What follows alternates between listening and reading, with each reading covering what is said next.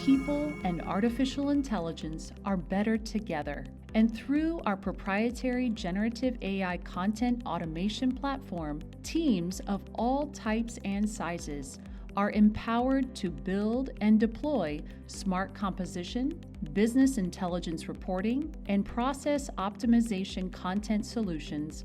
Narrativa looks forward to accelerating the potential of your workflow. And bam, we are back here for Yolo Uncovered episode 5. This time with David Llorente, CEO and founder of Narrativa. David, great to have you here today. How are you? Hey, great. Thanks for having me. I'm really happy to be here with you guys.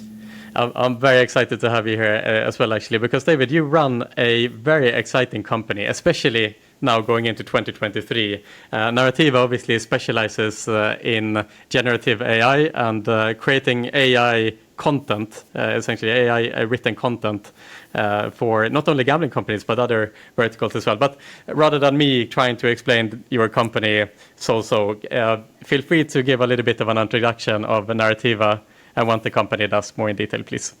Yeah, great. So basically, we started almost 9 years ago, or a little bit. I think next month will be our birthday. So 9 years ago. Happy birthday! Yeah, thank you. It's been a long way. The original idea came up. Actually, I was working in the gaming industry. I worked for over 10 years.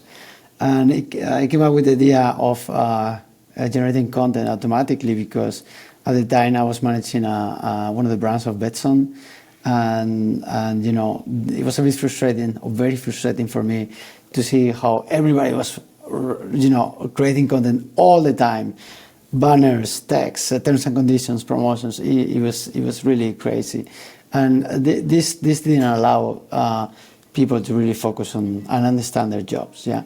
So I came up with the idea then of writing very basic templates, nothing fancy, no AI, nothing. And I tested the idea during my time there, and it was a big change. I saw how the dynamics changed, how we were able to produce a lot more content, to be a lot more focused on our jobs and so on. And I say, okay, that's the time to do it by my own, and I started Narrativa. At the time, actually for almost 9 years, what we do was called natural language generation. Now it's called generative AI. So we are all doing generative AI. And yeah, you're right. So what we do is we use data, being structured or unstructured data, and we create content at the scale. As of today, we do around 2 million news articles or posts for many different media companies, marketing companies, and so on around the world. Actually, we are present in basically all the continents. But as you also mentioned, we also work a lot with what we call enterprise reporting. So we do generate a lot of content for pharma industries, for regulatory documentation, banks, insurance, engineering companies. So this hype that we have today is obviously been a great gift for us. Right. It's a lot of hype now, of course, with the launch of GPT-3 in 2023 and ChatGPT and in the late 2022, and then obviously GPT-4 here following up. But before we go into that, I'm quite curious to know, David, you've been building this company for 9 years, as you point out here, and the development and the advancements in the field of AI in these 9 years has been tremendous, obviously. How has your product evolved in these 9 years? Say 9 years ago, was the AI advanced enough to be able to write organic content that people would be willing to read? And what's the difference between then and now in the ability for the AI to produce natural and organic content? Okay, so the main, what we have seen in the last 9 years is that there are a higher capacity for the AI models to actually generate content. That's why the whole thing is called generative AI right now. Before we did use a lot of AI to do things like extracting style from text. Why? Because we want to generate content for customers mimicking their own style. we did things like generation of or paraphrasing, giving a sentence to create different versions of the sentence, synonyms, giving a word, creating different, coming up with different synonyms, and so on. So data analysis for data clustering, things like this. So that was kind of the origin. It was very limiting. We were able basically to transform structured data into text.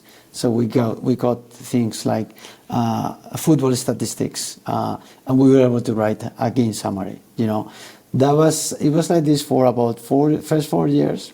We were very much focused on data to text, but then actually GPT-2 came. It was one of the first models of OpenAI. They kind of released it. Everybody could use it. It was, and then we could do a little bit more advanced things, like we could do text to text, basic things. So we could create an article, and we could actually extract information and rewrite it. So we could do rewriting of text. We could create one, for example, one gaming company might have like 50 affiliates. They write one content, and we create 50 different versions of this content for all the affiliates. Right. So you don't get penalized because you have duplicated content. Right. But then GPT-3 came almost 3 years ago, actually. And then what we saw is that we could actually start writing content from other content, meaning like I could give some data sources like Wikipedia, and I could ask the GPT-3 to write content based on that. So that was the kind of the next step.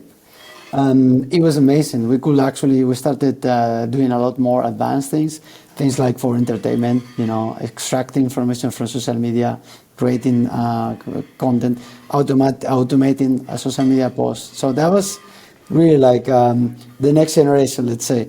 And then ChatGPT came. And what the biggest change, obviously, everything I have described to this point has been dramatically improved with GPT-4 or GPT 3.5, Right.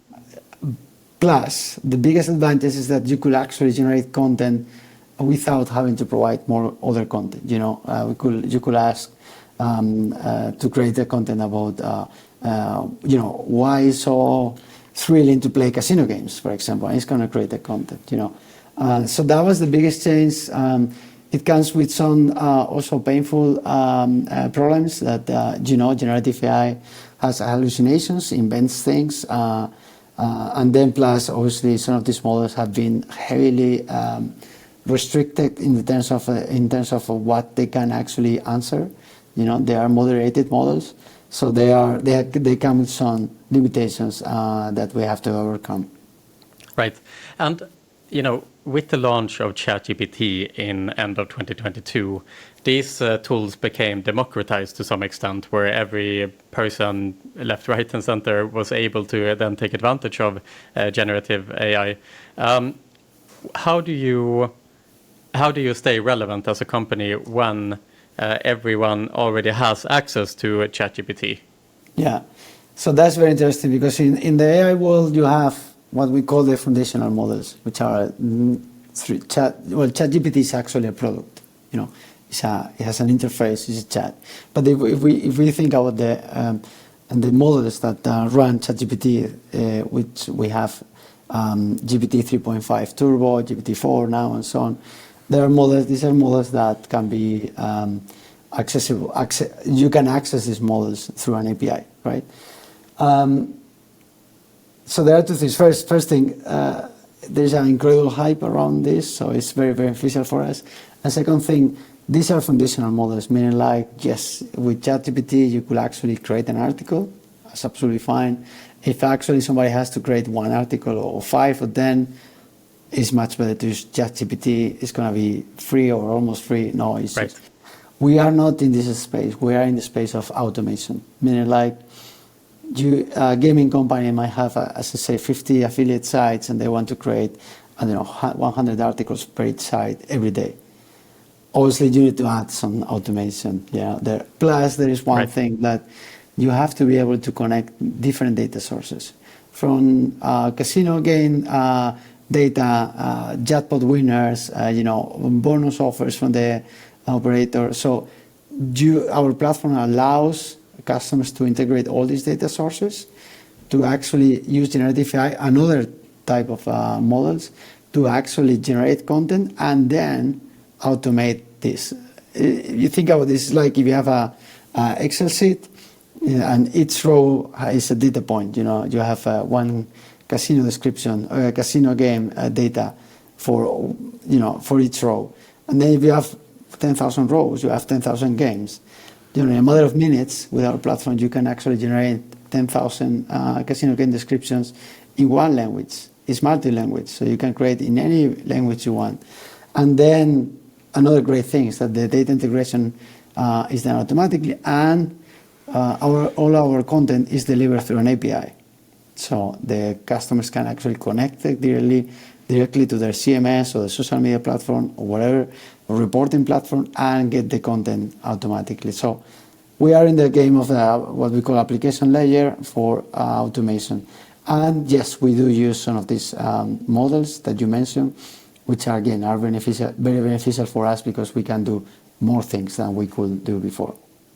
Right. So essentially, kind of, you could say that the launch of ChatGPT really accelerated the fact that people kind of accepted yes. generative AI to a larger extent. And then, ChatGPT as a person, you can generate articles, yes. But if you want to generate large volumes of articles, then you need automation tools like Narrativa. I'm interested to know as well, how does Google view AI-generated content, and has that shifted also over the years, perhaps, where the content 10 years ago were maybe not as organic as it is today? How does Google view this from an SEO perspective? Okay, so first I have to say that Google really likes. Google needs more content because around 12% of the searches every day they don't have a good. Let's say, they don't know where to send these queries. They don't have a good answer for that. So they even pay a lot of companies to create content to cover, all these queries, or to have a good answer for these queries, because obviously they need a lot of searches, they need a lot of results to add their ads. Yeah. So in general, Google and mainly Google, but other Facebook and others, they need more content and they love that. Right. What they hate is when you dump content that is not useful, that nobody wants to read. Yeah, this is what they hate, and this is what they penalize heavily. Our experience says that probably like a website fully with only automatic content, it might not give you. It might give you a good start, but then in the long run, you also need to have human content. You need to have video content. You need to have other things. Yeah, but in general, Google, what we have seen so far, 9 years, is that Google really loves useful content, being automatic or not. It doesn't matter. So we have good experience on that, and our customers always are experiencing that. It seems, if even the difference between GPT-3 and GPT-4 is so massive in its ability to analyze content and produce interesting insights from it, that it almost seems like, say, the next model that comes, GPT-5 or whatever, at some point, human writers will be phased out, even perhaps. Do you think this is leading to the death of the journalist? No, it is leading to a change of how we do things. I think this we have seen in auto industry. In the past, and the way the cars are built today are very different to the way they were built before, and nobody is thinking about building them the same way we used to build them. So there will be a change. However, I have to say, nobody really within the AI industry expect that GPT-5 is going to be a massive change when it comes to content generation, or GPT-6 or GPT-12, because there is a fundamental issue with these models. These models tend to, let's say, they always try to give the most probable answer to the prompt. Yeah. This is what we call the loss function. Basically, if you think about ideas, yeah, you gather together with your colleagues and you draw in a board like 50 ideas. Some of them are genius, some of them are shit. Yeah. You know what it's going to do, the model? It's going to draw a line and it's going to say, I'm going to answer. If you ask me for ideas, I'm going to give you these ideas in the middle. It's not going to go for the genius ideas. It's not going to go out of that, yeah.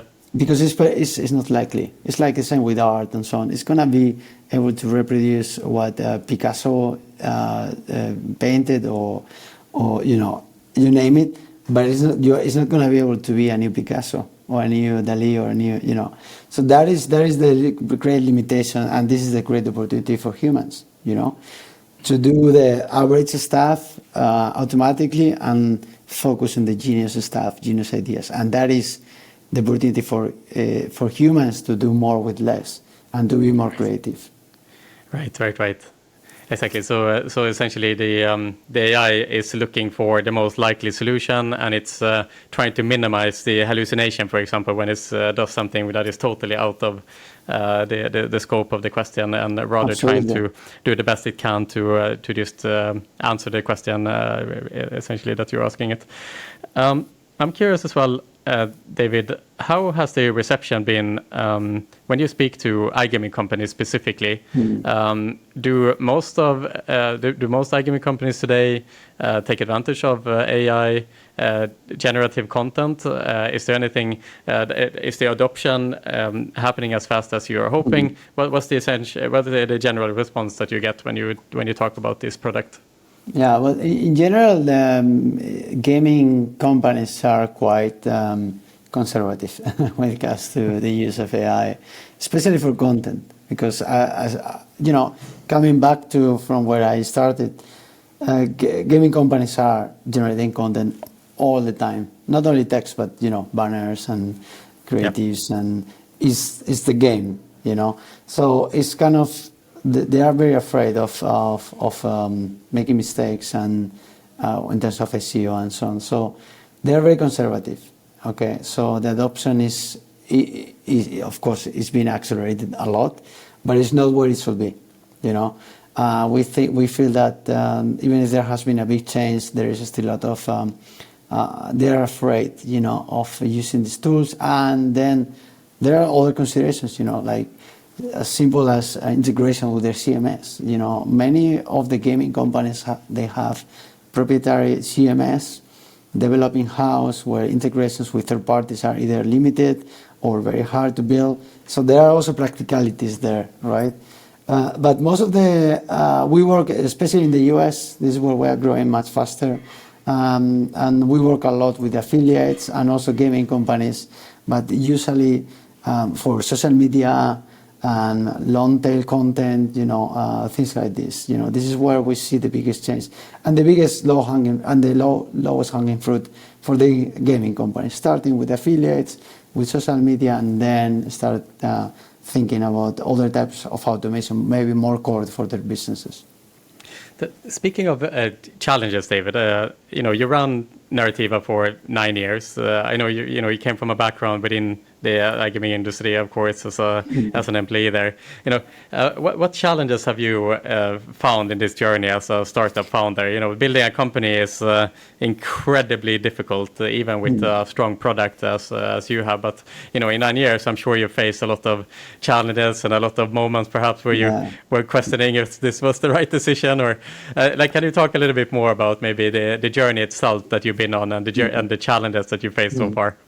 Okay, so first thing I have to say, I never thought it was the wrong decision because it was my decision. So even if in the tough moments I say like, okay, this is what I wanted, so I cannot complain. Yeah.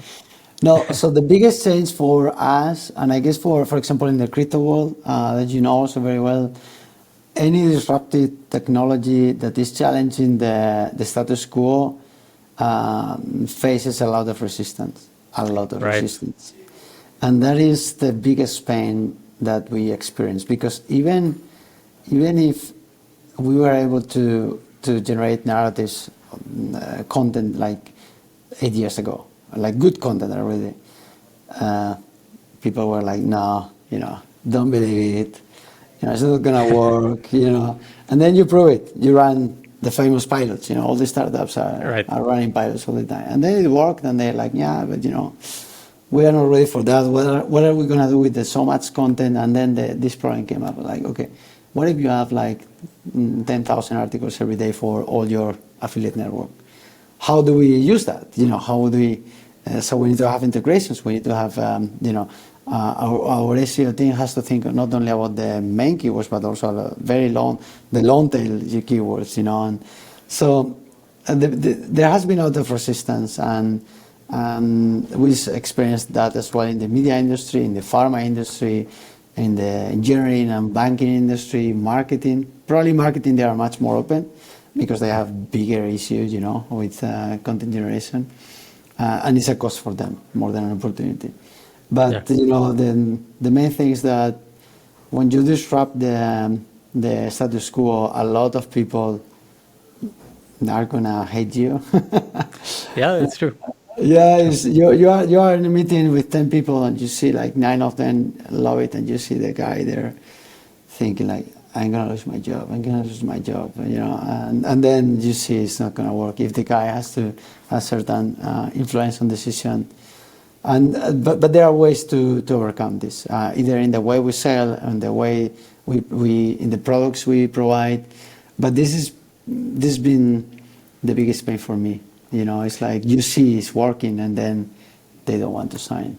Yeah, exactly. Because it's so interesting. I think that you're trying to do something new, and people are scared of change. I think especially say employees that are in charge of budgets and they are answering to someone.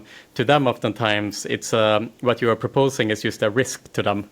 Like if they can keep on doing what they're doing, then there's no risk that is associated to that. Whereas you come here with something completely new, and that represents a risk to a lot of people, and it must be a very difficult thing to overcome until eventually people understand the product. Yeah, but there has been a shift because now the situation is like from the top of the companies, they are demanding innovation, they are demanding the use of AI because now they believe. Yeah. So now the situation is different because now you are in the meeting with 10 guys and you see the guy who has been appointed as marketing manager like 2 months ago, and they are thinking like, I need to be the first one to do that. And then you see, they talk to you and they think, and they look at you and they see an opportunity for them to really get the promotion, to be the forward thinker of the company, because also there is a pressure from the top to do that. So now discussions are very different. Now we don't have to convince. Exactly. Now it's the opposite. Now people understand. Yes. Exactly. And they had the pressure, and nothing has changed when it comes to technology or product. It's exactly the same. But the perception is very different. Again, I think crypto, I know a little bit, but you know a lot more. It was probably the same, People say no. And then from the top, something changed, and then everybody wants to do something. Exactly. It's like an inflection point where very suddenly everything changes, right? And in this case, the trigger was the release of ChatGPT. In this case, and that really changed everything in this field. All the companies were like, okay, we have to get on this so that we are not left behind. And it was a big realization. Whereas maybe for you, it wasn't really that big of a change because you worked already with GPT and the previous engines and so on and so forth. You already understood this, right? And then everyone was introduced to this magical tool. Yeah, from the technological point of view, nothing has changed substantially. It's the same. It's just the hype. Which we love it now. We love it. Yeah. So David, you took investment from Yolo Investments, and we're in the same little family here at iGaming. We also are happy to be funded by Yolo. I'm curious to know, like, why did you choose to bring Yolo on board, and what has the investment fund done to help you along the way? How has the experience been working with Yolo? Yeah, so first I have to say, like,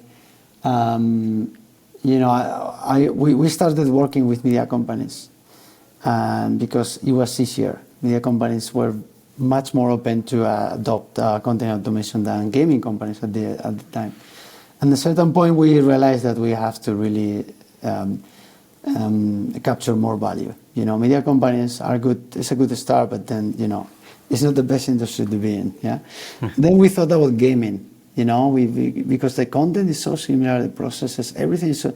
Many gaming companies are, in effect, media companies, It's just that the monetization is different. So I thought about this. I started contacting people that I knew from the past. I knew Tim for, 20 years, maybe a bit less, And I have to be totally honest, I had no idea. I didn't know anything about Yolo or Con Gaming at the time. And then I contact him and say, come to my office. And then I say, what is this? It's a true story. I didn't know because I was really disconnected. And then I understood, I was Tim. What have you done? And then we started talking. And actually, the interesting thing is that they were really looking for solutions like this. So I guess that's why Yolo Group is been so successful, because they're always thinking about the next thing. So that was 3 years ago, or 3 or 4. So they were really looking for solutions like this. So once we showed them what we do, first, of course, they tested. It worked very well. So they didn't have any doubt when it comes to the product, the solution. And then obviously they knew me from the past. They got to know the team and what we were doing, the progress. And so it was not easy. It's never easy to get funded, but it was much easier because they really understood the need and they knew me as well. So that was great. And then obviously the fact that they have a lot of content needs, it helped us a lot to work with them, to step into the industry, to also learn. Because even if I knew quite a lot about the industry, there were a lot of things that I didn't know. So we learned a lot from them. And obviously, suddenly, as you know very well, suddenly you enter into this family of, you get interest to everybody. You get challenged by, they also push you a lot, which is a good thing, because sometimes founders, we need some external pressure, not only our own pressure. Absolutely, 100%. It's lonely at the top. Absolutely, and so it's been great. We have been growing a lot with them. They have been also guiding us, pushing us, and now, things have changed a lot. We are now really, our main focus, our main market is the US now. We have tripled the revenues. We're growing very fast. I think everything looks like a dream to me, and obviously it's thanks to many people, but also to obviously Yolo Investments, which has been amazing for us. Yeah, it's an incredible journey to be a part of this group. Yeah. It's a lot of exciting companies, a lot of friendship being born as well within the group, and companies doing business with each other. I think that's one of the best things about being part of Yolo. Yeah, and then just one more thing. Yeah. They are very direct and honest. They don't. No, that's for sure. Yes. They tell you what they think, and they are never playing games. And I think they do that because they are also founders. Yeah, they have gone. Exactly. They have gone through the same thing. So you don't. They don't bother you. They help you. And if they have to say, "Hey, this is what I think you should do because of this or that," because I've done it before. You see credibility there, because a lot of investors, they have never even risked their own money to, they haven't done anything, So I think that gives them a lot of credibility. David, it's been absolutely fantastic to get to know yourself a little bit more, to get to know Narrativa. It's a very exciting company in a very excited time right now. So I know that you're very busy. I know that you have a backlog of clients. This is your biggest problem. That's always a big problem to have. But thank you so much for coming on board today, David. And I am looking forward to see you soon. Thank you so much. It's been a pleasure, really.